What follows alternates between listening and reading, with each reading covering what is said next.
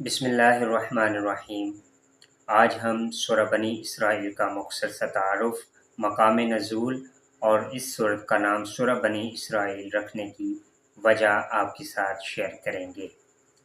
حضرت قتادہ رضی اللہ تعالی عنہ فرماتے ہیں کہ وَإِن كَادُوا لَيَفْتِنُونَكَ سے لے کر نصیرہ تک جو 8 آیات بنتی ہیں، اس کے علاوہ باقی تمام صورت مکہ مکرمہ میں نازل ہوئی۔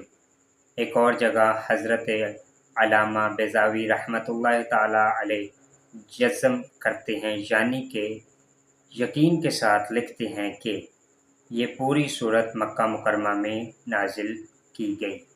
اس صورت میں 12 رکوع اور 111 آیات موجود ہیں۔ اس صورت کے بنی اسرائیل کے علاوہ اور بھی نام مشہور ہیں، جیسا کہ سورہ اسراء کا معنی ہے رات کو جانا۔ ہمارے پیارے نبی صلی اللہ تعالی علیہ وآلہ وسلم نے رات کے مختصر سے وقت میں مکہ مکرمہ سے بیت المقدس تک جو سفر طے کیا، اور وہ واقعہ بھی اس صورت میں موجود ہے۔ اس کی مناسبت سے اس صورت کو سورہ اسراء بھی کہا جاتا ہے۔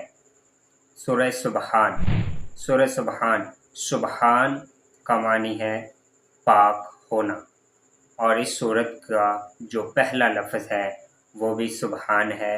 یہ صورت کی جہاں سے ابتدا ہوتی ہے وہ بھی سبحان کے نام سے ہوتی ہے، یعنی کہ سبحان الذی اسری بعبدہ۔